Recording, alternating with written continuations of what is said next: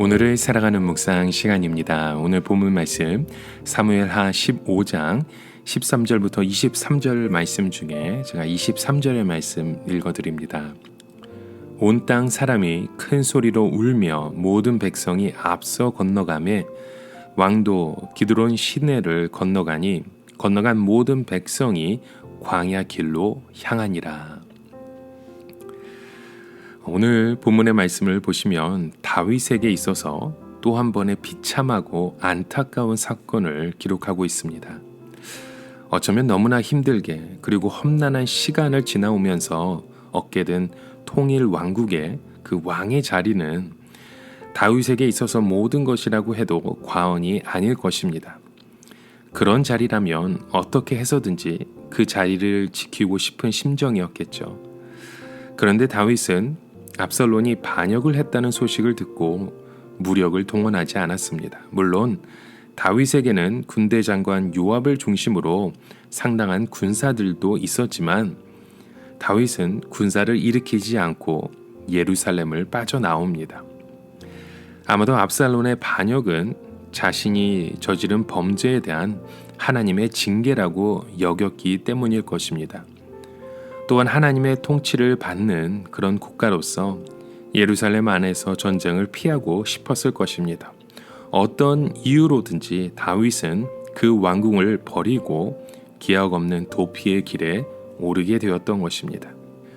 이렇게 예루살렘에서 피난길에 오른 다윗의 모습을 오늘 본문의 말씀 사무엘하 15장의 말씀을 통해서 우리가 함께 살펴보기 원합니다. 먼저 13절의 말씀에 보시면 압살론은 치밀하고 구체적으로 계획을 세워 반역할 그 기회를 호시탐탐 엿보고 있었습니다. 그런 과정 중에 그 민심이 압살론에게로 돌아갔고 많은 백성이 압살론에게 돌아갔습니다. 압살론의 세력은 급속히 커져 그 위세가 당당했던 것이죠. 아마도 다윗은 압살론의 음모와 반란에 대해서 전혀 눈치를 채지 못하고 있었던 것 같습니다. 그러던 어느 날 뜻밖의 소식을 듣게 됩니다. 그것은 바로 민심이 다 압살론에게 돌아갔다는 소식이었죠. 이 말씀은 이스라엘 사람들이 압살론을 추종하게 되었다는 말이기도 합니다. 그동안 압살론이 이스라엘 사람들의 마음을 도적질한 결과였으며 압살론의 반역이 전국적으로 성공을 거두었다는 말이기도 합니다.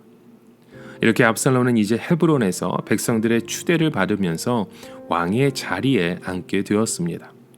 그동안 다윗에게 불만이 있었던 사람들이 새로운 세상을 꿈꾸며 압살론을 따르게 되었던 것입니다. 그런데 놀라운 것은 이 소식을 들은 다윗의 태도였습니다.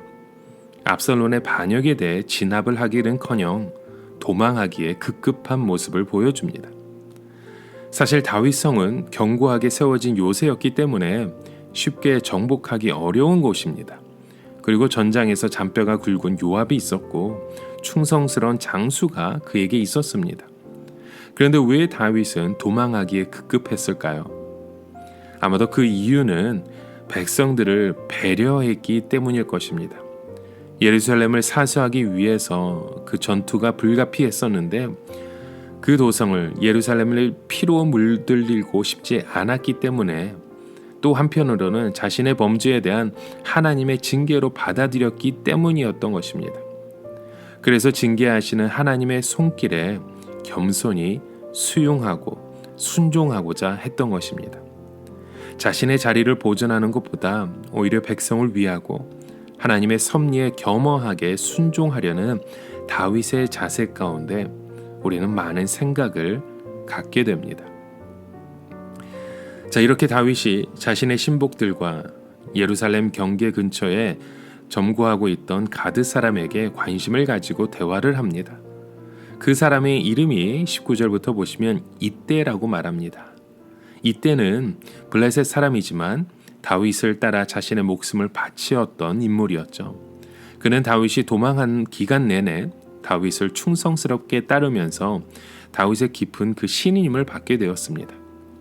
그는 아마도 다윗이 블레셋 가드로 도망해서 지낼 때에 다윗에게 관심이 있었었고 훗날 다윗이 왕이 되었을 때 정치적인 이유로 다윗에게 망명한 듯합니다. 그래서 다윗은 압살롬의 반역으로 도망하는 안타까운 심정을 그에게 투사하면서 동정을 하고 있는 듯합니다. 다윗은 그에게 압살롬에 돌아가서 거기에 거하라고 권면을 하죠. 그렇지만 이때는 흔들리지 않고 다윗에게 충성을 맹세합니다. 비록 이방인이었지만 충성스러운 그 이때의 모습은 어떤 상황에도 흔들리지 않는 참된 그리스도인의 삶의 모습을 보여주는 것 같습니다.